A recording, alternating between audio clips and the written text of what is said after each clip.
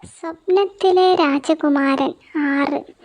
അടിമച്ചന്തയുടെ അവസാന വാക്കാണ് ഈജിപ്ത്.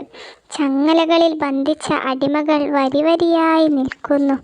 പുരുഷന്മാരും സ്ത്രീകളും കുട്ടികളും കൂട്ടത്തിലുണ്ട്. പലരുടെയും ശരീരത്തിൽ അടിവീണ പാടുകളുണ്ട്. രക്തം പൊടിഞ്ഞ മുറിവുകളും കരച്ചിലും തേങ്ങലുകളും കേൾക്കാം. ഒപ്പം യജമാനന്മാരുടെ അട്ടഹാസനങ്ങളും ശാസനകളും. ചാട്ടവാറും ഇരുമ്പുദണ്ടും കൈകളിലേന്തി അവർ റോന്തു ചുറ്റുന്നു. കച്ചവടച്ചരക്കിൻ്റെ നന്മകൾ പൊടിപ്പും തൊങ്ങലും വച്ച് അവതരിപ്പിക്കുന്നുണ്ട്.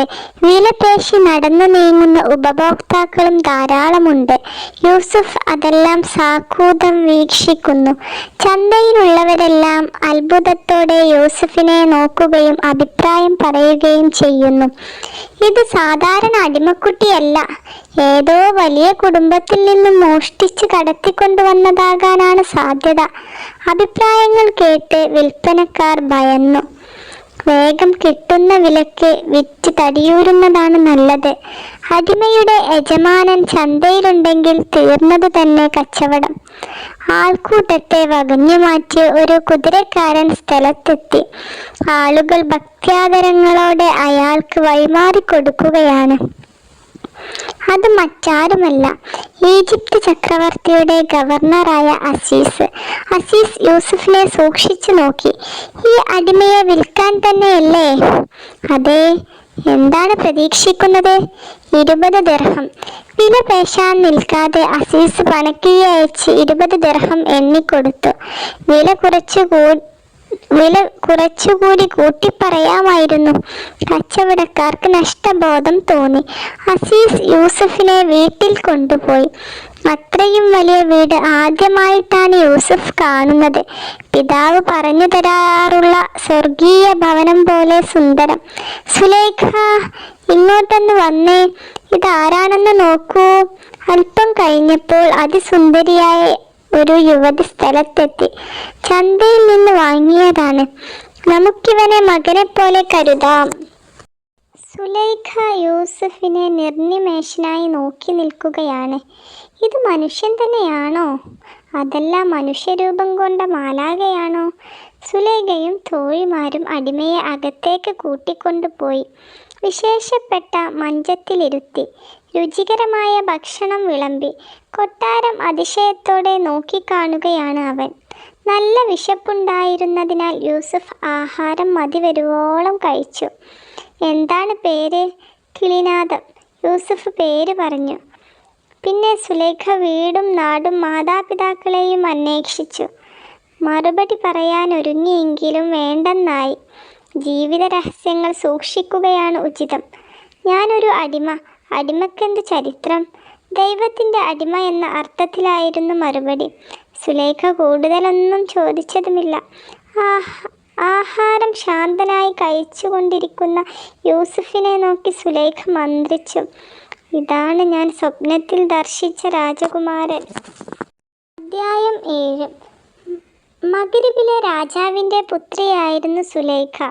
യുവത്വം തുടിക്കുന്നുണ്ട്. കാണാൻ നല്ല സൗന്ദര്യവും. പിതാവ് മകളുടെ വിവാഹം നടത്താൻ തീരുമാനിച്ചു. സുലൈഖ അതിസുന്ദരനായ ഒരു യുവാവിനെ സ്വപ്നത്തിൽ കണ്ടു. അവനെ മാത്രമേ ഭർത്താവായി സ്വീകരിക്കൂവെന്ന് സുലൈഖ തീരുമാനിച്ചു. പിന്നീടൊരിക്കൽ കൂടി സ്വപ്നം ആവർത്തിച്ചു. പേരും നാടുമൊക്കെ ചോദിച്ചപ്പോൾ ഈജിപ്തിലെ മന്ത്രിയാണെന്ന് മാത്രം പറഞ്ഞു. വിവരം തൻ്റെ തോഴിയോട് സുലൈഖ പങ്കുവച്ചു. രാജാവ് പുത്രിക്ക് വിവിധ രാജകുമാരന്മാരുമായി വിവാഹാലോചനകൾ നടത്തി. ഒന്നും വിജയിക്കുന്നില്ല. സുലൈഖ ഒഴിഞ്ഞു മാറുകയാണ്. ഒടുവിൽ കാര്യമറിഞ്ഞു. ചർച്ചകൾക്കായി ഈജിപ്തിലേക്ക് ദൂതനെ അയച്ചു. അസീസ് എന്നാണ് ഈജിപ്തിലെ മന്ത്രിയുടെ പേര്. സുലൈഖയുടെ വിവാഹാലോചന കേട്ട് അദ്ദേഹം ധർമ്മസങ്കടത്തിലായി. അതീവ സുന്ദരിയായ വധു. തനിക്കാണെങ്കിൽ വിവാഹ ജീവിതം നിഷിദ്ധവുമാണ്. എന്നാലും ആലോചന തള്ളിക്കളയേണ്ടെന്നു വെച്ചു. മഗ്രിബ് രാജാവിൻ്റെ ഒരേയൊരു മകൾ, സമ്പാദ്യങ്ങളുടെയെല്ലാം അവകാശി. എല്ലാം തനിക്കാണ് വന്നു ചേരുക. രാജദൂതൻ അസീസിനെ വിവാഹത്തിന് നിർബന്ധിച്ചു കൊണ്ടിരിക്കുന്നു. രാജകൽപ്പന മാനിക്കാൻ ഇതേ വഴിയുള്ളൂ. അസീസ് സമ്മതം മൂളി. ദൂതൻ സന്തോഷ വാർത്തയുമായി മഗ്‌രിബിലെത്തി. വിവരം സുലൈഖയെ അറിയിച്ചു. സുലൈഖയുടെ ആഹ്ലാദം അലതല്ലി. താൻ കണ്ട സ്വപ്നത്തിലെ നായകനെ തന്നെ വരനായി ലഭിക്കുകയാണല്ലോ. അസീസും സുലൈഖയും തമ്മിലുള്ള വിവാഹം ആർഭാടമായി നടന്നു. പക്ഷേ വിവാഹ ദിവസം സുലൈഖയ്ക്കൊന്നും മനസ്സിലാകുന്നില്ല. സ്വപ്നത്തിൽ കണ്ട സുന്ദരനൊന്നുമല്ല ഭർത്താവ്. വിവാഹ ജീവിതം നിഷിദ്ധമായ ആളാണല്ലോ വരൻ. അസീസിൻ്റെ ഭാര്യാപദവി അലങ്കരിക്കുന്ന ഒരു യുവതി മാത്രമായി സുലൈഖ. നിത്യകന്യകയായി കൊട്ടാരത്തിൽ കഴിയേണ്ടി വന്നു അവർ. അസീസിൻ്റെ കൊട്ടാരത്തിൽ മൂകയായി കഴിഞ്ഞിരുന്ന സുലൈഖ ഇപ്പോൾ ആഹ്ലാദവതിയാണ്. മനസ്സു നിറയെ പൂത്തുനിൽക്കുന്ന വസന്തം. യൂസുഫ് എന്ന സ്വപ്നനായകനാണ് മുന്നിൽ. മജ്ജയും മാംസവും ജീവനുമായി അവൻ കൊട്ടാരത്തിൽ കയറി വന്ന മുഹൂർത്തം ഒരിക്കലും മറക്കാൻ കഴിയുന്നില്ല. ഒരു ദിവസം കൊട്ടാരത്തിൽ കൂടുതൽ ആളുകളില്ല. സുലൈഖ തൻ്റെ മനസ്സ് യൂസുഫിന് മുന്നിൽ തുറന്നു വയ്ക്കാൻ തീരുമാനിച്ചു. എല്ലാം ശ്രദ്ധിച്ചു കേട്ട യൂസുഫ് ശാന്തനായി പറഞ്ഞു, എൻ്റെ യജമാനനായ അസീസും സ്രഷ്ടാവായ അല്ലാഹുവും വഞ്ചന മഹാപാപമാണ്. നിങ്ങൾ അന്ത്യദിനത്തിൽ വിശ്വസിക്കുക.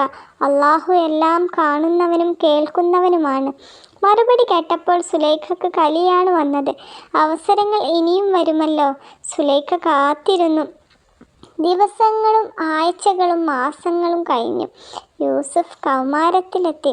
അവൻ്റെ ബുദ്ധിസാമർഥ്യവും വിനയവും സൽസ്വഭാവവും കൊട്ടാരത്തിനു പുറത്തേക്കു പരന്നു.